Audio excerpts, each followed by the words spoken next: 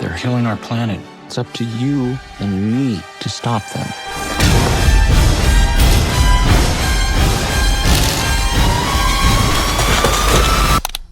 20년 전 한국 영화사의 전설로 남는 지구를 지켜라, 이 귀괴한 걸작이 2025년 할리우드에서 부고니아라는 이름으로 재탄생했습니다. 그리고 이 영화의 평가는 아주 극명하게 갈라지고 있습니다. 양봉가이자 물류창고 직원인 테디는 음모론에 빠져 있습니다. 그는 자신의 회사 CEO인 미셸이 인류를 멸망시키려는 외계 종족 안드로메다인이라고 굳게 믿습니다. 테디는 다가오는 월식에 맞춰 지구 침공이 시작될 것이라 확신하고 인류를 구원하겠다는 기이한 사명감 아래 그의 사촌 돈과 함께 미셸을 납치합니다. 테디의 목표는 머니가 아닙니다. 그는 미셸을 고문하여 그녀의 외계인 신분을 자백받고 그녀를 통해 안드로메다 황제와 협상하여 인류를 구하려는 것입니다. 이 기묘한 설정은 단순한 납치극을 넘어 두 인물 간의 팽팽한 심리전이자 진실은 무엇인가를 묻는 치열한 이념 대결로 전개됩니다. 요르고스 감독은 이 영화 보증수표입니다. 블랙 코미디, 부조리한 상황 설정, 서스펜스, 이 모든 걸 뒤섞는 연출이 그의 특기이기 때문에 원작 지구를 지켜라의 귀괴한 설정이 귀괴함을 선호하는 감독과 만났다는 게 관객들의 흥미를 자극하죠. 허나 현재 관객들의 평가는 좋았다와 나빴다 평이 동시에 존재합니다. 한국 관객들은 원작을 보든 안 보았든 비교하는 시선으로 볼 수밖에 없습니다. 다만 원작을 봤던 사람들은 차라리 원작을 보지 않고 부고니아부터 관람하는 게 더 낫다는 의견이 지배적입니다. 지구를 지켜라의 독창적인 B급 감성과 유머와 충격을 기억하는 팬들에게는 매끄럽게 가공된 리메이크가 원작 특유의 야생적인 매력을 넘어서지 못했다는 아쉬움이 있습니다. 잘 만들긴 정말 잘 만들어졌습니다. 미적 감각, 촬영, 음악 이런 기술적인 완성도에 대해서는 대부분 긍정적입니다. 할리우드다운 세련미는 보장된 셈이죠. 하지만 원작을 아는 관객들은 지구를 지켜라 주인공 병구가 보여준 특유의 광기나 사장이나 순위로 연출된 블랙 코미디, 경찰들의 존재감 등이 부고니아에선 제대로 표현되지 않았기 때문에 리메이크이긴 하나 두 작품을 별개로 봐야 한다는 평도 있습니다. 미국의 반응은 다양합니다. 지금의 미국 사회를 비추는 거울로 받아들이는 분위기죠. 현대 미국 사회에 대한 날카로운 논평이며 정치적 양극화와 음모론 문화를 정확히 짚었다. 인터넷과 가짜뉴스에 의해 분열된 사회 현실을 예리하게 풍자했다 등을 호평으로 꼽을 수 있습니다. 반면에 스토리 진행이 지루하고 다소 냉소적이며 특히 결말은 너무 충격적이다 못해 허무하다라는 혹평도 있습니다. 그러나 주연 배우 엠마 스톤과 제시 플레먼스의 연기는 각종 연기상 후보로 언급되는 중입니다. 출연진의 연기력만큼은 모두가 인정하지만 작품에 대한 호불호가 강해서 작품상 후보로는 어려울 것이라는 예측도 있습니다. 부고니아의 재미는 두 주인공 테디와 미셸이 상징하는 현대 사회의 극단적인 대립에서 나옵니다. 그들의 대결은 단순한 선과 악의 싸움이 아니라 두 개의 세계와 광기가 충돌하는 현대시대의 자화상이죠. 테디는 단순한 미치광이가 아닙니다. 제약회사 실험으로 어머니가 식물인간이 돼버린 트라우마와 무책임한 어른들이 조장한 사회 시스템에 대한 불신이 결합된 인물입니다. 그는 발달장애가 있는 사촌 돈에게 안드로메다인의 음모를 설명할 때 마치 아이에게 동화책을 읽어주는 듯한 다정함을 보이다가도 자신의 신념을 위협받을 때는 폭력성을 드러냅니다. 이 양면성이 테디를 돋보이게 만드는 포인트죠. 반면 미셸은 전형적인 피해자는 아닙니다. 그녀는 차갑고 이성적이며 소시오패스입니다. 그녀는 납치되어 지하실에 감금된 상황에서도 통제력을 잃지 않죠. 오히려 기업에서 쓰던 화법과 전문 용어를 사용하며 테디에게 주도권을 잡으려 합니다. 그런 그녀는 삭발까지 당한 극한의 상황에서도 무너지지 않는 엘리트의 냉정함을 표현합니다. 즉 그녀는 연약한 피해자가 아니라 권력과 부를 위해 인간성을 버려둔 괴물이죠. 결국 두 캐릭터는 분열된 현대 미국의 양극단을 상징합니다. 테디는 자신의 과거와 신념이 음모론과 만나 탄생한 편집증의 시각화이며 미셸은 권력과 부를 위해 인간성을 버린 엘리트의 화신입니다. 이 둘의 충돌은 서로 다른 광기의 충돌이라는 점에서 기이한 현실감을 자아내죠. 부고니아의 평가가 갈라진 이유는 결말 때문입니다. 영화는 마지막에 테디가 옳았다는 사실을 보여줍니다. 미셸은 정말로 외계인이었고 그녀는 인류를 멸종시키기로 결정합니다. 스위치 하나로 지구 지구상의 모든 인간은 목숨을 잃고 인간만 사라진 세상은 그대로 흘러갑니다. 가장 직관적인 해석은 극단적인 허무주의입니다. 테디의 폭력적인 저항과 미셸의 냉소적인 판단, 모두 인류가 구원받을 가치가 없음을 증명하며 이들의 소멸은 필연적이라는 냉소적인 메시지를 던집니다. 이는 마치 인류는 지구의 암이다 라고 말하는 것 같습니다. 하지만 각본가 윌 트레이시는 이 결말에 오히려 희망이 있다고 말합니다. 우리가 서로에게 귀 기울이지 않으면 맞이할 수 있는 미래에 대한 경고이며 오히려 파국을 피하기 위한 건설적인 대화를 촉구하는 메시지라고 설명합니다. 또한 그는 원작에선 행성 전체가 파괴되지만 부고니아에서는 동물과 자연이 살아남는다는 점을 지적하며 희망의 여지를 남겨두었다고 합니다. 그러나 궁금한 건 진실을 말하는 방식이 틀렸다면 그 진실은 의미가 있는가 라는 점입니다. 테디는 외계인이 존재한다는 건 알았지만 그것을 다루는 행위에 대해서는 틀렸습니다. 그의 잔인함과 폭력은 인류를 구할 증거가 아니라 오히려 인류가 구원받을 가치가 없다는 것을 증명하고 말았습니다. 그가 어머니를 구하려다 자기 손으로 어머니를 끝내버렸듯 그는 세상을 구하려다 자신의 손으로 세상을 파멸로 이끌었습니다. 이 비극적인 아이러니는 목적이 수단을 정당화할 수 없다라는 걸로 읽힙니다. 이처럼 부고니아의 결말은 관점에 따라 의미가 달라집니다. 이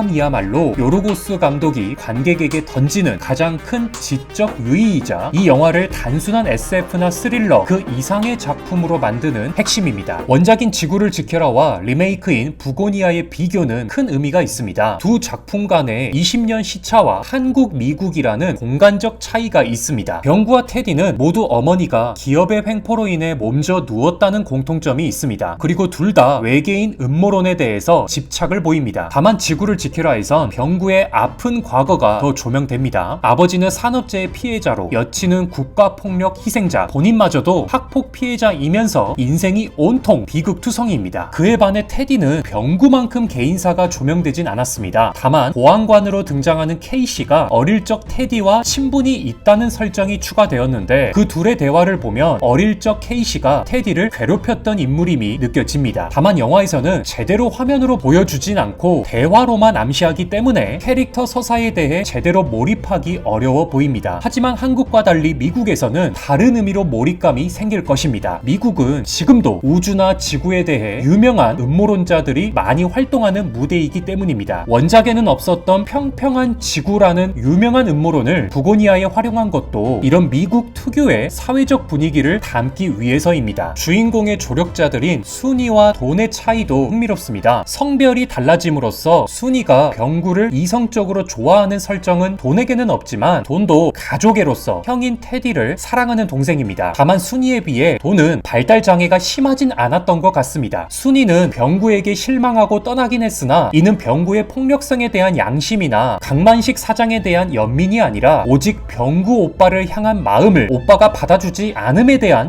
실망감이었습니다. 때문에 시간이 흘러 병구를 좋아하는 마음은 여전했던 순이는 다시 돌아와서 결국 병구를 위해 희생하게 됩니다. 부고니아의 돈도 테디와 함께 하지만 최소한의 인간성이 남아있어서 납치된 미셸에 대한 동정심도 있습니다. 결국 양심에 대해 압박감을 이겨내지 못한 돈은 극단적 선택으로 결말을 맞이한 게 순이와 차이입니다. 납치된 사장들 강만식과 미셸은 둘 다 고압적이며 위선적인 엘리트 CEO인 점은 같습니다. 다른 인물들과 달리 원작과 차이가 거의 없습니다. 다만 미셸이 평상시에 사람들에게 대하는 태도나 대화를 보여주면서 훨씬 그녀는 교활한 인물임을 드러내긴 합니다. 일찍 퇴근해도 된다는 등의 선의를 보이지만 그건 사이코 및 소시오패스가 선의를 이용하면 사람들을 지배하는데 훨씬 용이하다는 걸 알고 신뢰를 도구로 활용하는 것일 뿐 그 내면은 절대 선인이 아니란 걸 극명히 드러냅니다. 제목 부고니아의 의미는 고대 그리스에서 죽은 소의 시체에서 벌떼가 재생된다는 믿음을 가리킵니다. 영화가 끝나고 크레딧이 올라갈 때 이미 인간은 멸종당한 뒤라서 자연의 고요한 소리만 들리는 구간이 있습니다. 이 고요함은 죽은 인류의 시체에서 다시 희망이 재생된다는 부고니아를 의미하는 걸까요? 아니면 그저 인류가 다 죽어야만 지구를 구할 수 있다는 냉소적인 의미일까요? 요르고스 감독은 그에 대한 답을 관객에게 맡기고 있습니다. 원작의 기괴한 감정을 기대했던 팬들에게는 아쉬움이 남을 수 있습니다. 하지만 이 영화는 원작을 뛰어넘기보단 원작의 핵심적인 질문을 지금 우리 시대의 언어로 다시 번역했다는 것에 의의가 있습니다. 여러분들은 영화 부고니아에 대해 어떻게 생각하시나요? 자유롭게 댓글로 표현해 주시고요. 제 영상이 좋으셨다면 구독과 좋아요도 부탁드리겠습니다. 감사합니다.